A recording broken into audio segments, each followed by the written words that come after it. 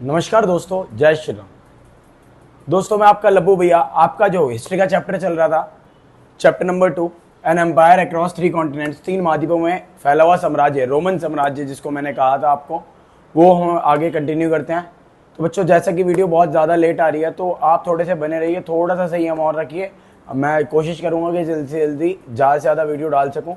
ठीक है बच्चों, अब हम अपना टॉपिक शुरू करते हैं।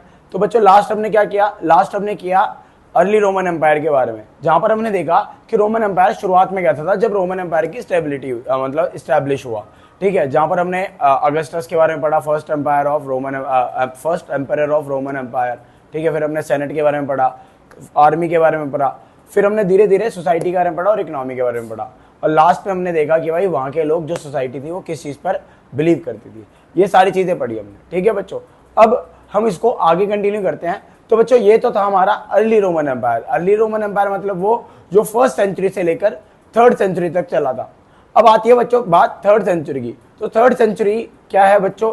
थर्ड सेंचुरी के समय को हमने बोलता है संकट का समय। तो इस हमारे टॉपिक का ही नाम है तीसरी शताब्दी का संकट, मतलब the crisis of third century. जैसा कि हमारे सामने लिखा है एन एम्पायर, मैंने टॉपिक का नाम नहीं लिखा बच्चों, इस टॉपिक का नाम है एन एम्पायर अक्रॉस इस टॉपिक का नाम the crisis of third century, तीसरी शताब्दी का संकट, the crisis of third century. तो ये जो टॉपिक है बच्चों, ये टॉपिक हमारा ये बताता है कि भाई रोमन साम्राज्य जो है तीसरी शताब्दी में एक तरीके से बहुत ज्यादा संकट में था, और इस वजह से इस तीसरी शताब्दी का जो रोमन एम्पायर है वो ना तो अर्ली रोमन एम्पायर में आता है, ना वो लेट एंटीक्विटी मतलब या ना वो लेट रोमन एम्पायर में आता है, मतलब ना पूर्ववर्ती काल में आता है ना परवर्ती काल में। इस तीसरी शताब्दी को अलग से रखते हैं बीच में। क्यों? क्योंकि बच्चों इस समय साम्राज्य क्या था, बहुत ज्यादा अस्थिर था, इनस्टेबल था। इंस्टेबिलिटी की वजह से ही साम्राज्य को क्या रखा बच्चों, इस समय को हमने साम्राज्य के संकट का समय किया। अब संकट जो शुरू हुआ, जैसा कि मैंने आपको बताया था बच्चों, रोमन साम्राज्य का जो उस समय जो सबसे बड़ा कॉम्पिटिटर था वो उसका पड़ोसी था, जिसका नाम क्या है बच्चों, आपको पता होगा, ईरान। ठीक है, तो ईरान और अपना दूसरा रोमन एम्पायर, इनमें हमेशा से कंपटीशन बना रहता था। तो कभी जो रोमन एम्पायर के जो रूलर्स होते थे, जैसे मैंने आपको टिबेरियस या उसके बाद एक दो रूलर्स के नाम बताए थे, तो उन्होंने आगे तक कब्जा कर देना, एक्सपेंड कर देना, या फिर जो दूसरे होते हैं रोमन एम्पायर के जो दूसरे रूलर्स होते हैं, जैसे आपने देखा होगा कि जो साम्राज्य है वो पहली दूसरी शताब्दी में बहुत ज़्यादा फैल रहा था, मतलब साम्राज्य बहुत ज़्यादा शांत था।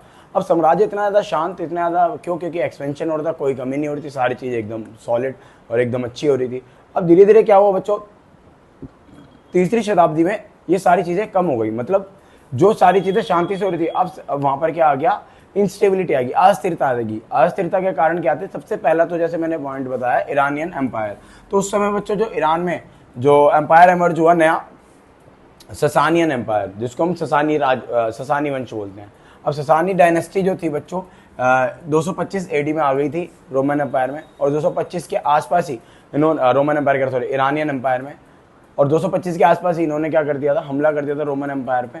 ठीक है, और रोमन एम्पायर के कई सारे यूफ्रेट्स की तरफ जब ये गए तो उन्होंने रोमन साम्राज्य के कई सारे क्षेत्रों को अपने कब्जे में ले लिया था। तो उसका जो हमें प्रूफ मिलता है, शाहपुर फर्स्ट मतलब शाहपुर प्रथम का एक शिलालेख है बच्चों, जिसको हम रॉक इंस्क्रिप्शन कहते हैं। रॉक इंस्क्रिप्शन क्या होता है? जैसे कि पत्थर पर गुदवाकर, जैसे मैंने आपको सोर्सेज ये टॉपिक बताया था ना कि पत्थर पर गुदवाया जाता था लोगों को समझाने के, अपनी ग्रेटनेस बताने के लिए। तो वही चीज़ कि शाहपुर प्रथम ने एक रॉक इंस्क्रिप्शन लगाया था बच्चों, जो कि उसमें बताया था कि उसने 60,000 रोमन सैनिकों का सफाया कर दिया है, खत्म कर दिया उनको, और क्या करा है उसने, एंटियोक पर भी कब्जा कर लिया। एंटियोक क्या था बच्चों? रोमन एम्पायर बहुत बड़ा था, 3 कॉन्टिनेंट में फैला हुआ था। तो जो राइट साइड में जो कैपिटल बोली जाती थी वो एंटियोक बोला जाता था। बहुत अच्छा शहर और बहुत समृद्ध शहर था ये रोमन एम्पायर का। तो इसने अपने शिलालेख में भी बताया शाहपुर फर्स्ट ने कि उसने किसको बच्चों, एंटियोक पर भी कब्जा कर लिया था। ये हमारा होता है फर्स्ट क्राइसिस जो आया रोमन एम्पायर पे ईरानियन एम्पायर की वजह से। ठीक है, दूसरा क्या है बच्चों, वहां के खुद के अंदर के लोग, जर्मेनिक ट्राइब्स। अब रोमन साम्राज्य का जो यूरोप वाला जो पार्ट था ना बच्चों, वहां पर कुछ जर्मेनिक ट्राइब्स रहती थी, और वो जर्मेनिक ट्राइब्स क्या करती थी, जो वहां की जो टेरिटरीज थी ना राइन और डेन्यूब की, उनको फ्री करना चाहती थी उनसे, मतलब आजाद होना चाहती थी उनसे, और अपना एक इंडिपेंडेंट प्रोविंस बनाना चाहती थी। ठीक है, पहले वो क्या थे, अपना एक प्रोविंस होता था सारा का सारा, जो कि रोमन एम्पायर के अंदर आते थे सारे राज्य। अब वो राज्य रोमन एम्पायर से हटकर वो एक स्वतंत्र राज्य चाहते थे, एक स्वतंत्र देश चाहते थे, फ्रीडम चाहते थे, जिस वजह से उन्होंने रोमन एम्पायर पे बार बार अटैक करते रहे। इस वजह से भी हमारा दूसरा रीजन है क्या कि जर्मनिक ट्राइब्स का। कौन कौन सी जर्मनिक ट्राइब्स थी? द अल्मनाई या अल्मनी बोल लो इसको इंग्लिश में, फ्रैंक्स, गोथ्स, ये 3 मेजर थी। ऐसी बहुत सारी थी बच्चों, हमने एग्जांपल के लिए 3 लिखी है, जैसे विसिगोथ भी होती है, ठीक है बच्चों, वेंडल्स होती है, ऐसे करके कई सारी जर्मनिक ट्राइब्स होती है, ठीक है, जिनमें से मैंने 3 का एग्जांपल दिया है। इन्होंने लगातार हमले किए रोमन एम्पायर पे और एक साइड से रोमन एम्पायर को कमजोर करते रहे। तीसरा संकट क्या था बच्चों? बर्बेरियंस का। बर्बेरियंस बच्चों मैंने यहाँ पर लिखा थोड़ा सा अलग से, यहाँ से ऊपर से डेन्यूब के बाद से लिखना था। अब रोमन जो थे बच्चों, जो डेन्यूब की जो टेरिटरी थी, ठीक है, तो वहाँ से कुछ लोग डेन्यूब के पार से रोमन एम्पायर पे लगातार हमला कर रहे थे। उन जो डेन्यूब के पार के लोग जो होते थे ना, उनको बर्बेरियंस बोला जाता था, ठीक है, डेन्यूब के पार के जो लोग, जैसे बाउंड्रीज मैंने बताया था ना कि रोमन एम्पायर के अंदर क्या होती है, बाउंड्रीज होती है। तो बाउंड्रीज में मैंने आपको बताया था कि ऊपर की तरफ जो नॉर्दर्न बाउंड्रीज है वो राइन और डेन्यूब खींचती हैं, ठीक है, राइन और डेन्यूब। तो डेन्यूब के जो पार के जो लोग होते थे या जो समुदाय होते थे, उनको बर्बेरियंस कहा जाता था, बर्बर विदेशी कहा जाता था, ठीक है। ये रिपीटेडली मतलब लगातार हमला कर रहे थे रोमन एम्पायर पे, जिस वजह से रोमन एम्पायर चारों तरफ से संकट में आ गया था। इसी संकट के कारण रोमन एम्पायर में लगातार सक्सेशन बदलते गए 3rd सेंचुरी के अंदर। जैसा कि मैंने लिखवाया 47 ईयर्स के अंदर 25 एम्पायर्स, 47 वर्षों के अंदर 25 राजा जो शासक थे वो बदले गए, ठीक है, जो कि हमें क्या दर्शाती है? इंस्टेबिलिटी ऑफ 3rd सेंचुरी के। भाई यहाँ पर 47 सालों में 25 राजा बदल गए, ठीक है बच्चों। तो ये हमारा क्या था, पूरा का पूरा क्राइसिस का टॉपिक था, जो कि हमारे पेपर में 3 मार्क्स के लिए बहुत ज़्यादा इंपॉर्टेंट है और 200% है कि या तो आपको टर्म 1 में दिखेगा या तो आपको फाइनल एग्जाम में दिखेगा। तो दोस्तों हमारा नेक्स्ट टॉपिक है जेंडर। तो रोमन सोसाइटी में जो जेंडर मतलब लिंग भेदभाव या लिंग मतलब पुरुष और स्त्री में क्या डिफरेंस था या क्या स्थिति थी इनकी, हमारा टॉपिक ये वाला, ठीक है बच्चों। अब रोमन सोसाइटी में क्या थी बच्चों? न्यूक्लियर फैमिली थी, मेसोपोटामिया की तरह।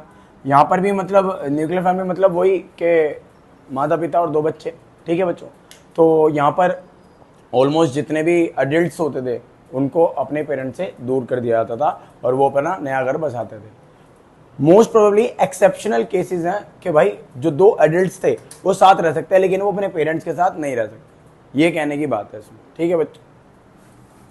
स्लेव्स, दास, इसके ऊपर पूरा टॉपिक है बच्चों, हम पढ़ेंगे आगे चल के, लेकिन फिर भी मैं आपको बताता हूँ स्लेव्स होते हैं क्या ना। स्लेव्स को बोलते हैं हम दास। क्या बोलते हैं बच्चों? दास। दास कौन होते हैं? दास एक तरीके से ऐसे लोग होते हैं जिनको हम 1 टाइम पेमेंट देते हैं और जिंदगी भर काम कराते हैं। एक बार पैसा दिया और पूरी जिंदगी भर काम कराया। जैसे मजदूर लोग होते हैं, उनको क्या करते हैं, काम किया पैसे दिए, फिर काम कराया फिर पैसे दिए। लेकिन दास को क्या करते हैं? 1 टाइम पेमेंट देते हैं, ठीक है, जिससे वो पूरी जिंदगी हमारा गुलाम हो जाता है और हमारे लिए काम करता है, ये कहने की बात है उसे। अब बच्चों वापस आते हैं इनइक्वालिटी मतलब वो जेंडर वाली बात पे। Wife didn't transfer her husband authority, मतलब जो स्त्री होती थी, मतलब जो पत्नियां होती थी, वो अपनी प्रॉपर्टी को अपने पति को कभी भी ट्रांसफर नहीं करती थी, ठीक है, बल्कि वो अपने पिता की प्रॉपर्टी में या फिर अपने नेटल फैमिली मतलब अपने पैतृक परिवार में, मतलब अपने पिता के परिवार में उसकी जो प्रॉपर्टी होती थी उसमें अपने पूरे अधिकार बना के रखती थी, ठीक है बच्चों। डाउरी मतलब दहेज। दहेज बहुत गलत चीज होती है बच्चों, दहेज बहुत लेना है दहेज बहुत ही बेकार चीज होती है, दहेज लेने के सख्त खिलाफ है पूरी सोसाइटी, ठीक है। तो मेरे कहने का मतलब क्या है, dowry went to the husband for the duration of marriage. लेकिन रोमन एम्पायर में डाउरी अच्छी मानी जाती थी और ये हस्बैंड को दी जाती थी, मतलब प्रॉपर्टी जो रहेगी पिता की वो रहेगी वाइफ की, मतलब लड़की की, लेकिन जो डाउरी के मिला हुआ सामान होता था वो रहेगा किसका? पति का, मतलब पुरुष का, ठीक है बच्चों। तो डाउरी जो थी शादी के समय में ही किसको दे दी जाती थी? पति को दे दिया, मतलब जो हस्बैंड होता था उसको दी जाती थी, जिससे क्या पता लगता है कि भाई सारे के मतलब वुमेन को ना कहीं मतलब प्रॉपर्टी में कहीं ना कहीं शेयर मिलता था, अपने पिता की प्रॉपर्टी में शेयर मिलता था, खुद अपनी प्रॉपर्टी बना सकती थी, जिससे एक तो मतलब ऐसे न्यूक्लियर फैमिली से जैसे हमने देखा कि भाई मेल के पास तो प्रॉपर्टी है ही, लेकिन फीमेल के पास भी प्रॉपर्टी है ही, जहाँ पर आप देख रहे हो कि महिलाओं के पास क्या है? लीगल राइट्स है, किसके? ओइंग एंड मैनेजिंग प्रॉपर्टी के, कि भाई उनके पास क्या है? लीगल अधिकार। लीगल अधिकार मतलब एक तरीके से क्या हो गया? कानूनी अधिकार है, किसके? प्रॉपर्टी रखने और उसको मैनेज करने के। ठीक है दोस्तों, अब ये यहाँ से क्या होता है कि भाई पुरुष के पास भी प्रॉपर्टी है और स्त्री के पास भी प्रॉपर्टी है, जिससे यहाँ पर क्या पता लगता है भाई, यहाँ पर जो इकोनॉमिकल टू यूनिट सोसाइटी मतलब 2 यूनिट फैमिली होती थी। मतलब पहले क्या होता था 1 यूनिट, सिर्फ पिता के पास ही सारी चीजें होती थी। किसके पास होती थी सारी चीजें? पिता या फिर पति के पास, मतलब मेल के पास सारी प्रॉपर्टी होती थी और वही सारी चीजें करता था।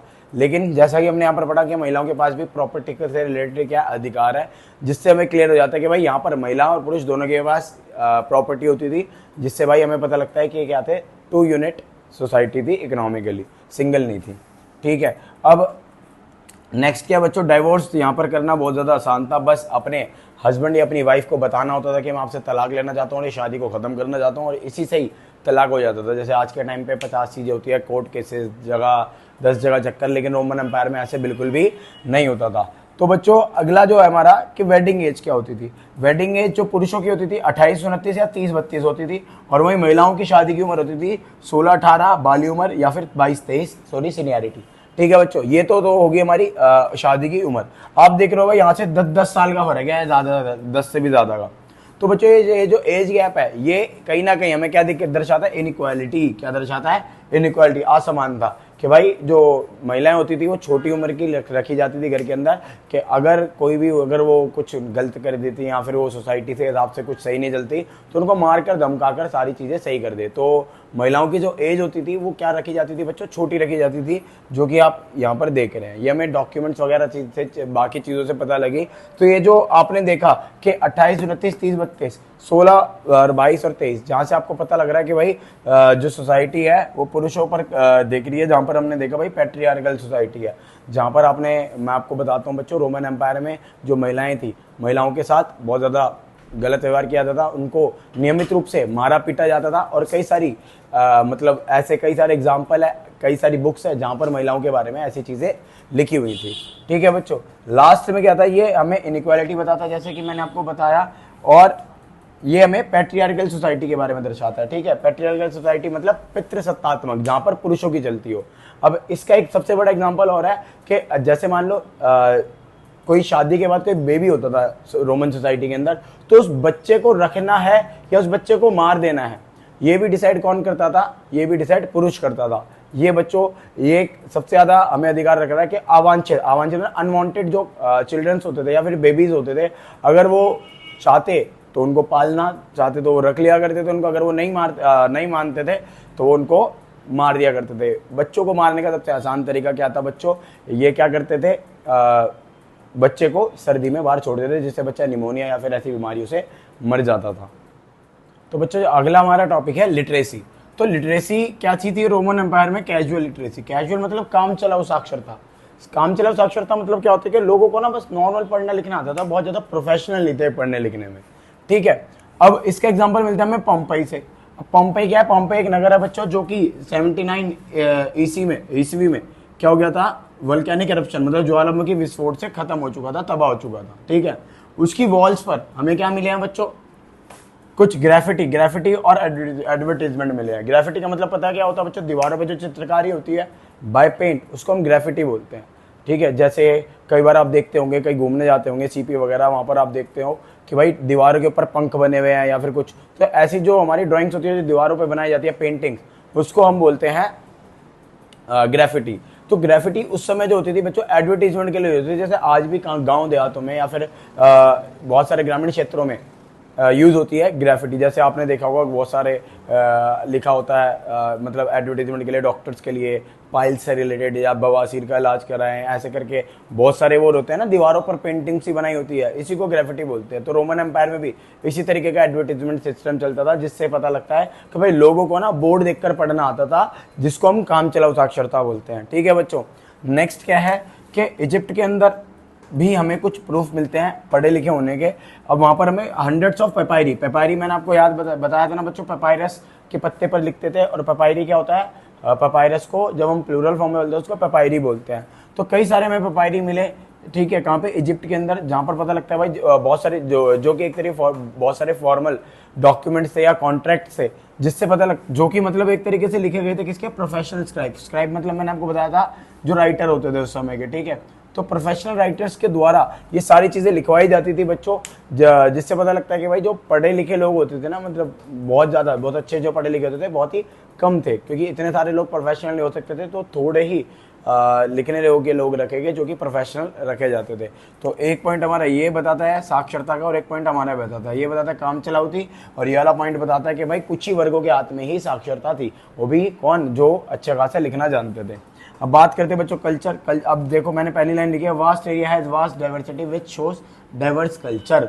अब क्या है ना कि अब रोमन एम्पायर 3 कॉन्टिनेंट में फैला हुआ है। 3 कॉन्टिनेंट में फैलने का मतलब क्या है, बड़ा एरिया तो डाइवर्सिटी 200% होगी, और डाइवर्सिटी होगी तो भाई कल्चर भी क्या होगा, डाइवर्स होगा, डिफरेंट टाइप का कल्चर होगा, कई तरीके के खाने होंगे, कई तरीके की भाषाएं होंगी, कई तरीके की ड्रेसेस होंगी जो लोग पहनते होंगे, और भी बहुत सारी चीज़ें जो कि कल्चर रिप्रेजेंट करते हैं हमारा, ठीक है। अब यहाँ पर कुछ लैंग्वेजेस के एग्जाम्पल दे रखे हैं मैंने। नियर ईस्ट में जो लैंग्वेज बोली जाती है अरामाइक बोली जाती थी, इजिप्ट में कॉप्टिक लैंग्वेज बोली जाती थी, नॉर्थ अफ्रीका में पियोनिक और बर्बर लैंग्वेज बोली जाती थी, और स्पेन में बोली जाती थी कैल्टिक, स्पेन में कैल्टिक बोली जाती थी। तो ये हमारे कल्चर के सारे एग्जाम्पल है। तो बच्चों इसी टॉपिक के साथ हम इस वीडियो को एंड करते हैं, हम आपसे मिलेंगे नेक्स्ट वीडियो में। चैप्टर बहुत बड़ा है बच्चों, हिस्ट्री का है, और वो भी थ्योरी है बहुत ज़्यादा इसमें, क्योंकि 11th क्लास का एक इंपॉर्टेंट टॉपिक है, तो मैं इसको बहुत ही आराम से और बहुत ही समझदारी के साथ आपको कराना चाहता हूँ। हम आपसे मिलते हैं नेक्स्ट वीडियो में। तब तक के लिए आप क्या करना है, आपको वीडियो को लाइक करना है, कमेंट करना है, और ज़्यादा से ज़्यादा उसको शेयर करना है। हमारे चैनल को सब्सक्राइब नहीं किया तो जल्दी से जल्दी सब्सक्राइब करिए बच्चों। हम आपसे मिलते हैं नेक्स्ट वीडियो में। धन्यवाद।